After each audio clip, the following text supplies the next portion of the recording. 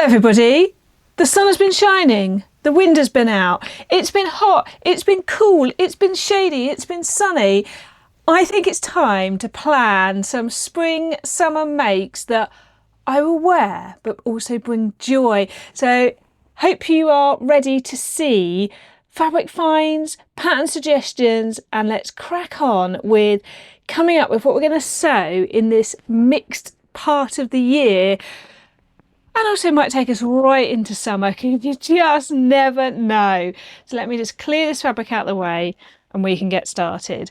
I'm Sam of Sequin Girly Creates, and I'm really looking forward today to sharing with you more of my ideas about what would go in my spring summer wardrobe. Now, if you don't know, and I'm going to pop it up here, I did set myself a sort of spring early summer palette. I do try to sort of shop as I shop for fabrics or when I'm searching my stash to stick to that, but you will see ones that you think, hang on a minute, is that part of that palette? Because you know what? They're only my guidelines. I don't have to stick to them, and I can kind of do what I want. That's the whole point, isn't it? So where shall we start? Well, let's start with what I'm wearing. I am wearing an Anna Allen Anthea blouse. This was part of my big blouse make of April, and if you want to see more, I'll link up above what I got up to over the month of April. And I'm just thinking, where should start? Let's start with a piece of fabric that is a leftover from a previous project. So this is a fabric that I bought back in the January sales. It is a Nerida Hansen. I think it's called Eden, and I bought it from Simple Life Fabrics, and I have made a self-drafted skirt from it, which I'll pop in here.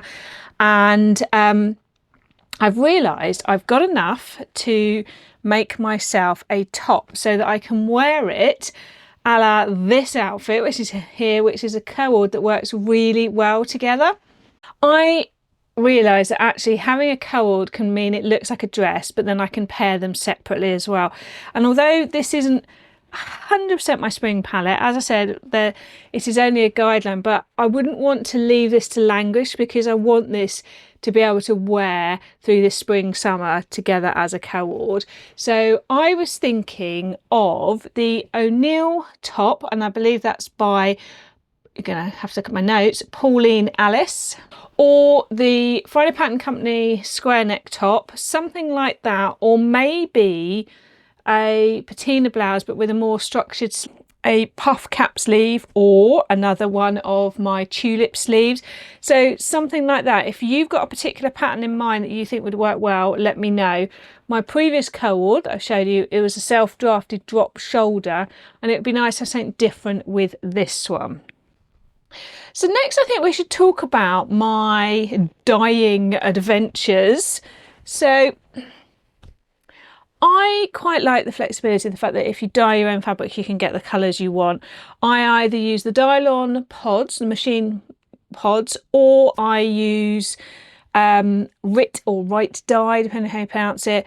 And so lovely Leslie previously sent me some of this gorgeous denim, and I've made these oxbow pants out of that, but she very kindly said she'd send me some more, so I decided to dye it. And I dyed it by using RIT dye, and so I could control the amount, and I used a colour called Kelly Green, and I didn't put a huge amount in, but I also put a bit of yellow in, so I've got this gorgeous apple green. And I'm thinking of making another pair of oxbow pants, but this time doing them cropped. Now, I sometimes struggle a little bit with crop trousers. I was thinking that it's such a spring colour, I don't know that I want them to go all the way down. So I either have to taper the leg in or crop them. So I'm not 100% sure, but the oxbow fit me so well for like a fitted trouser. I don't want to change the top. So let me know your thoughts, because I could make a pair of bob pants, but actually having a fly zip, having something that just is a bit more fitted to tuck in sort of more billowy tops, I think would work really well. So what kind of leg should I do? But while I had the dye bath, as it's called, I actually remembered I had some white double gauze left after making a white double gauze Tammy handmade Naya, which is perfect when you want just like a plain white top to put with other lovely things. So I thought, I know, I'll dye the leftover bit, and look at this gorgeous soft apple colour that it's become. So again, I'm just going to make some kind of simple top. I could make a Tammy handmade Naya, but actually, is there another pattern, I'm wondering? Would this make a nice square neck? The problem with double gauze is the more things there are to press, the more likely things are to either stretch out or for you to iron out the gauziness of it. So I am looking for something. I might take like an oversized t-shirt pattern. So let's see, but that's going to be some kind of basic plain top.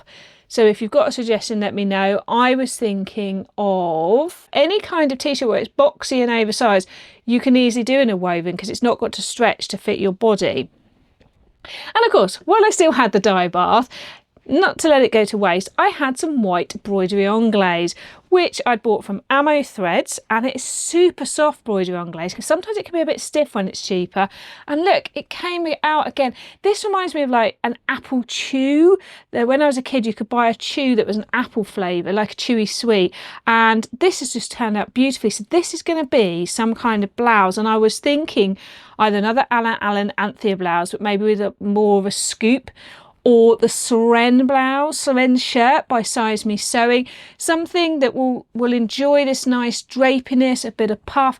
That is just it. I love the softness of that green. And that's the benefit of using Rit dye over the Dylon washing machine pods, is that you can control the colour a bit more. So that's my dyeing adventures done. So what else have I got? Now let's have a chat.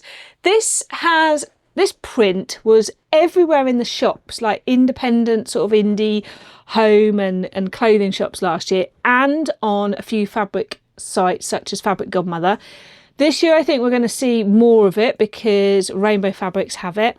I bought several of this print direct from some online sellers that were based in India called Jaipur Prints last year, but I think we're going to see it again this year. Now, if you've seen this or you've bought one of these prints, you might be thinking, what should I do with it, or how can I sew with it? So I'm going to put some pictures in while I'm talking of a couple of things I've done.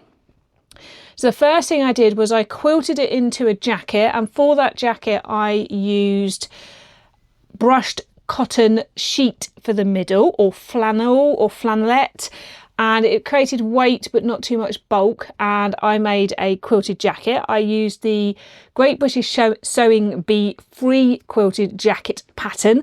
And also I have made a pair of shorts which I wore on holiday last October in the sunshine. So it is one of those pattern fabrics that has a good range of flexibility. Now I find, just like this one which I did get from Rainbow Fabrics, it is a bit stiff when you first get it.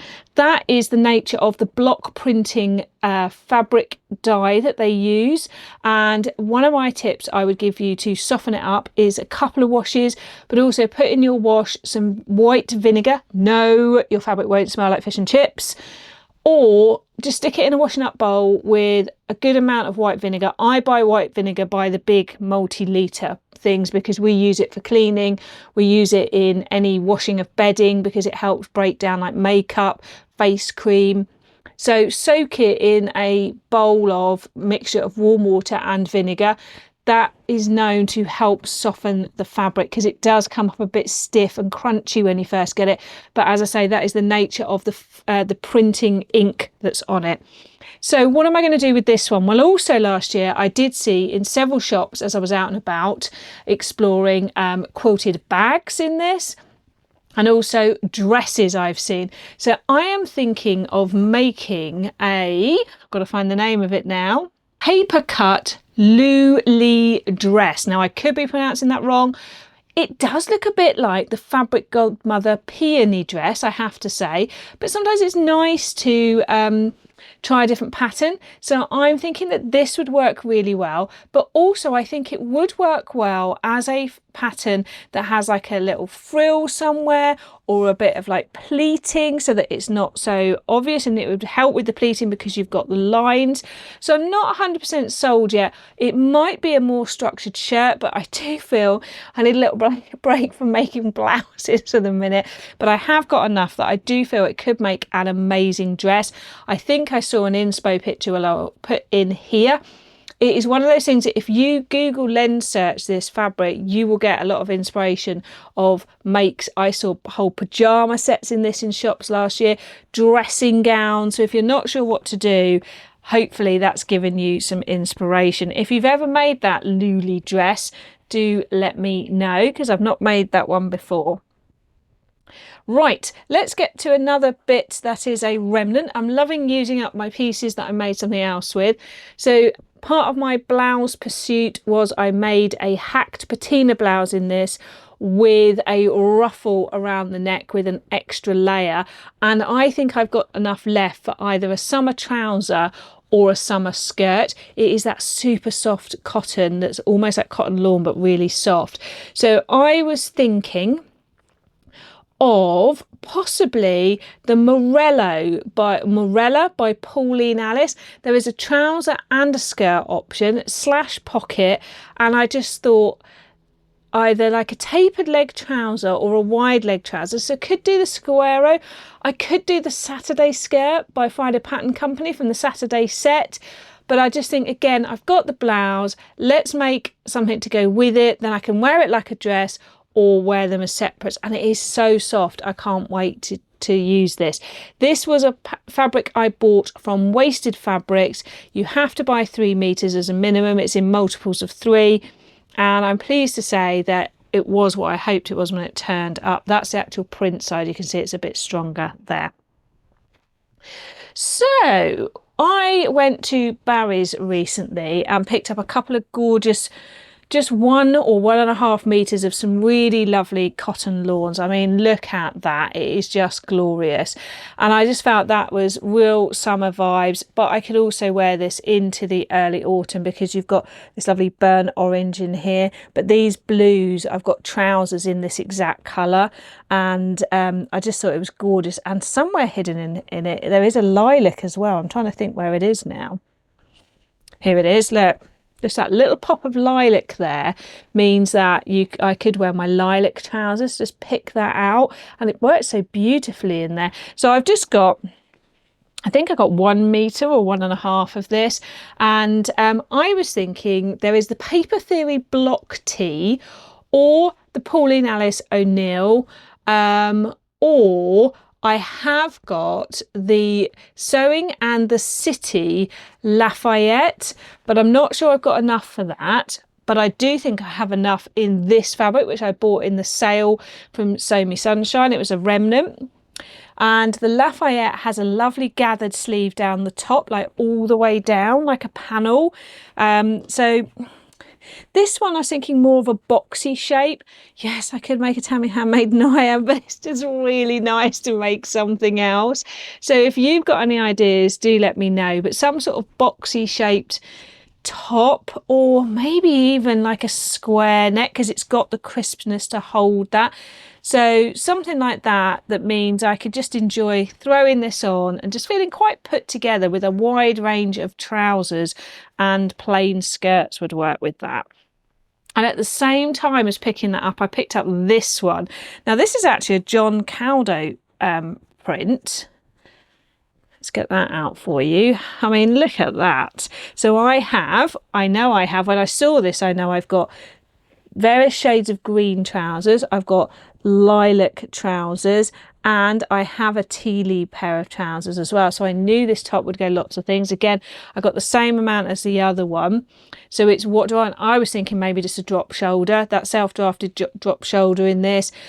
It's, do I go short sleeve so I can just throw a cardigan over the top, or do I go a bit longer? So it would make a really nice twig and tail vista top.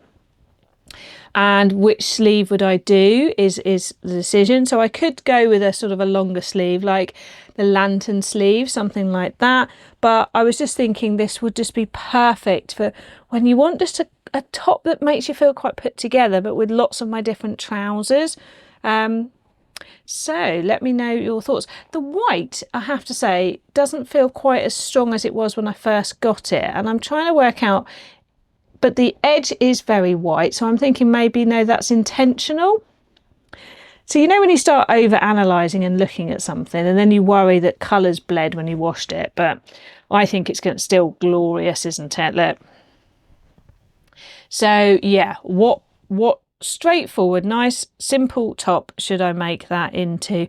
And I was thinking something short sleeve. See, again, could I make an Anna Alananthea blouse? Because it would maybe just slightly less puff in the sleeve, maybe? Some thoughts on those, but some more tops incoming. And then we need to talk about this stripe.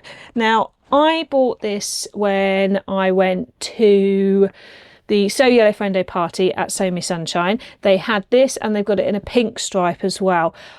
I chose this colour because of this inspiration picture I'm putting in here, which I saw on the lovely Erica Davis, and I just knew skirt and then coordinating top. I mean, what is going on this year with me? But I love the use of the stripes and the panels. So again, I thought this Morello skirt or the Saturday skirt, and even if it doesn't have buttons down the front, I might make a fake placket and put buttons down the front to break it up. I like the idea of the slash pocket as well. And I just think a self-drafted drop shoulder top to go with it, or a patina blouse but make it sleeveless, so I can hack the sleeve in there, or a short sleeve. But Sydney Graham has a new skirt out. I'll put it on the screen here. It's quite similar to my self-drafted skirt actually, but I thought that would work well, because if you did panels playing with the stripes, it could really like sort of the different angles and the eye line as well. And I think by not having it straight, but like having things cut on the bias, that sort of thing, would really sort of create ripple. And this is just so soft. It is, I think it is a viscose, but it is super soft, super lovely. And I can't wait to make this up. This just feels like spring in a fabric. I know I say that all the time, I can't help it. So what have we got left here? So we have a couple of bits, and then I've got something I need your help with. So I have here, just adjust myself a bit. So I have here a fabric that I've had a good few years in my stash, and I've really enjoyed as part of this sort of having a dig around, having a look around in my stash to plan this. And again, we've got this pink and green, real theme of spring this year, pink and green. She says wearing a green blouse with a pink beads on. And I thought it's time. It really is time. It's another one of these lovely lightweight, really soft cottons. I want to say they're cotton lawn, but they're not crisp like some cotton lawn. So I'd love to know, are they just lightweight cotton? I don't know. So anyway, I've got a good amount of this. Now the problem with this fabric, as we can see, is if we do that, that is risky. So I've come up with several thoughts. It needs to be a top either with gathering, because the second we gather this, that's going to not happen. So if we gather there, if we start to gather, then it's less noticeable, or pocket over the top, or cut in such a way that we make sure it doesn't happen, or a piece that comes over the top of another piece. So I'll put an inspo picture in here of a lovely shirt that I saw someone make with a lovely sort of flutter sleeve. So I was thinking, don't come for me, a lovely top and then a skirt or something. But again, the skirt, you're going to have to cut panels, because trousers, and again, big like bum cheeks, we've got to be careful with this fabric. So cut on the bias would help fix that on the back. But I think that if it was a skirt, it would have to be panels. It would break it all up. So I am so in the panel zone. One of the skirts I was thinking about was, I'm just looking for the name, did I write it down? Why did I not write it down? See, culottes that are really gathered, that would work. So the Twig and Tell Fernway culottes could well solve this. And then why have I not written it down? The flirt skirt, that's the word I want. The flirt skirt by Gracie steel, and that has a nice sort of yoke at the top that could be done in a plain fabric. It's got this lovely lilac in here, and then all the gathering, or again you just cut the yoke at the top in a different direction to fix that. Top wise, I was thinking of maybe doing something like this top, but changing the sleeve for sort of much shorter, so it's sort of like this, and because it's drapey, so if you really shorten this up, suddenly you could have like a lovely drapey just flowy, you could just hem it, and then you could just put a pocket to break up the pattern. So if you took it and just did cut out a pocket in a different piece, you could easily break up that, or even just cutting it again, like so it's not mirrored. That would be something to be careful of. On the back, I think it's fine. So that's a possibility. I was also thinking, again, the Lafayette by Sewing and the City, but because it's plain down the front, even creating a fake placket that helps break it up. So just thinking about how you use those design features. The Declic, but the Atelier Scammets top that I made recently, although it's sleeveless, it has pleating here, which would help break it up. And again, if we don't mirror it, and you could just add a pocket even if one doesn't exist.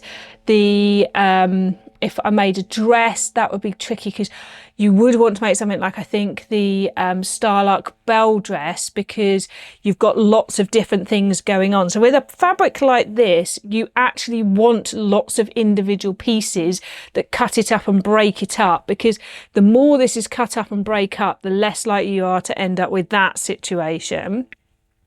So anything with multiple pieces, like bits of yoke, then bits of gathering, means you can be really skillful in how you use it. So actually thinking about this now, maybe this would make an amazing dress with like gathering in like the pieces here before you've got the waist yoke, and that sort of thing, and just watching out how you cut it. So if you cut like the waist yoke, so you miss like having a whole piece of that in it, that sort of thing would then help to avoid the situation of having big sort of circle print somewhere, or a tie front where it all sort of pulls together. So if you think of the notches one that I made, the Judy, where the whole piece comes together and ties and wraps, that would all like pull it and shape it differently.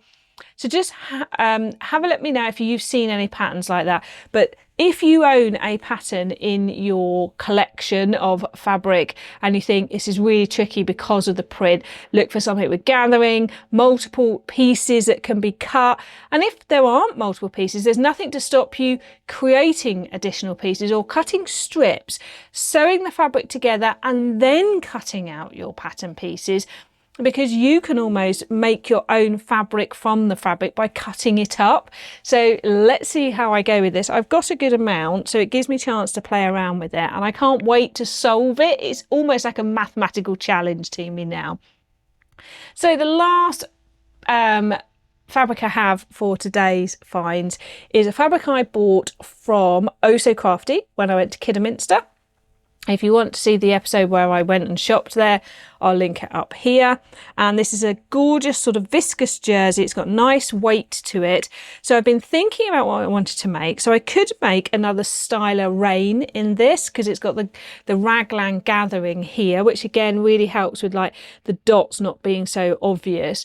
But I did recently see and purchase this is a pattern company called Lore Pear, so Lorepear,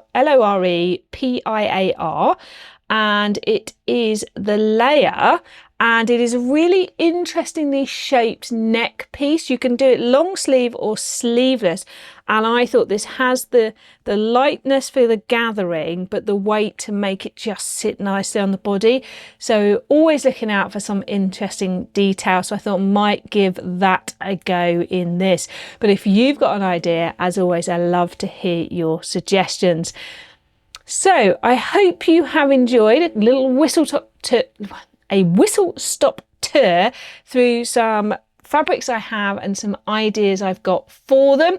and I'm enjoying taking a break from just sewing blouses and thinking about what else I want to put into my spring wardrobe, and also thinking about what fabrics I've got in my stash that I'd like to try and use that have perhaps been hanging around a bit, and it's time to either use them or lose them, because if we're not using them, they need to find a home, or you might hold on to them because you know that the perfect project will turn up. And sometimes that's totally cool, because I have that where I hold on to something and then suddenly one day I go, that is the project, that is the thing that it is meant to be.